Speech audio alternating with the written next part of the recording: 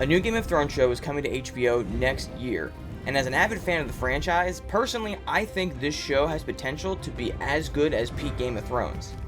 But there's one problem.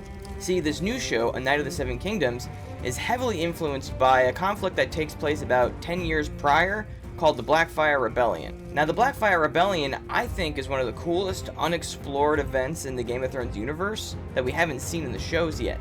See, the problem is, a lot of the events and people in the Blackfyre Rebellion can be easily mixed up with the Dance of Dragons, which is what House of the Dragon is about.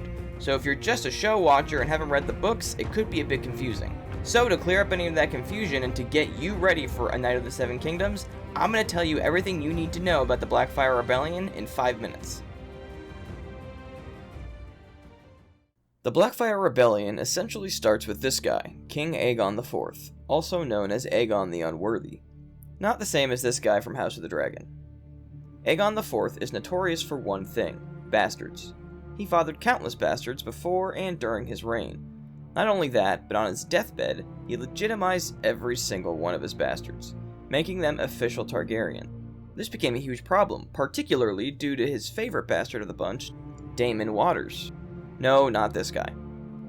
Years after Aegon IV's death, Daemon declared himself Daemon Blackfyre, the rightful king of Westeros, and started a rebellion to take the throne from King Daeron, Aegon's trueborn son.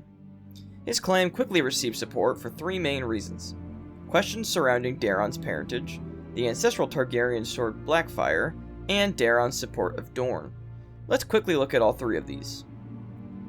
A quick background on Aegon IV. Aegon had a brother and a sister, Aemon and Nerys. As kids, Aemon and Nerys were inseparable. They were both pious, virtuous, and nothing like Aegon, who was more of a boisterous, cruel warrior. Despite this, their father married Nerys to Aegon since he was the heir. Aegon and Nerys had troubles conceiving children, but they did end up with two, Daeron and Daenerys. When Aegon became king, Aemon joined the Kingsguard, going down in history as Prince Aemon the Dragon Knight. No, definitely not this guy.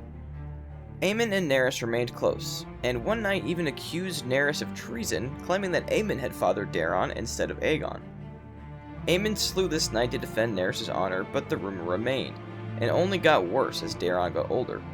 Even from a young age, Daeron was timid, bookish, and kind, nothing like Aegon at all. On the other hand, Daemon was big, strong, and was the perfect image of a Targaryen prince, which brings us to the Blackfyre sword. On Daemon's 12th birthday, he won a tourney. To reward him, Aegon gifted him with Blackfyre. This sent off alarm bells at court immediately, since Blackfyre was traditionally passed down to the crown prince as a symbol of the monarchy. Aegon gifting it to Daemon seemed to indicate that Aegon was going to revoke Daeron's claim and give it to Daemon, but he never actually did. At this point, Daeron was an established member of Aegon's council, and many of the High Lords held Daeron in high regard and even preferred dealing with him rather than Aegon himself. Perhaps Aegon feared a revolt by these lords if he made a bastard his heir over Daeron. Either way, Daeron's claim was never revoked, and when Aegon died, he became king. That brings us to our third reason, Dorne. Around this time, the Seven Kingdoms were constantly in wars with Dorne. It was a cycle of some conflict leading to a war, a treaty drawn up to stop the war, and then some other conflict starts a new war. Needless to say, a lot of people didn't like Dorne. When Daeron was king, he went above and beyond to try for peace with Dorne by joining his house with theirs, marrying his sister Daenerys to a prince of Dorne, and even marrying a princess of Dorne himself. This made him unpopular with many of the High Lords in Westeros, especially those whose lands were near Dorne and most affected by the wars. Daeron's heir, Baelor, even looked more like a Dornish prince than a Targaryen. All of these factors led to Daemon Blackfyre gaining a good amount of support for his claim against Daeron. There wasn't a single event that sparked the rebellion, but rather a slow buildup of support over time. Aegor Rivers, later known as Bittersteel, was another one of Aegon's bastards that was very close with Daemon, and it's said that his voice was the one that finally convinced Daemon to declare himself. In the rebellion, you indicated what side you were on by declaring you were for the Red Dragon, King Daeron, or the Black, King Daemon, since the Blackfyre banner showed a black dragon on a field of red, an inverse of the Targaryen crest. The rebellion lasted for a year, but ultimately ended at the Battle of the Red Grass Field, one of the deadliest battles in Westerosi history.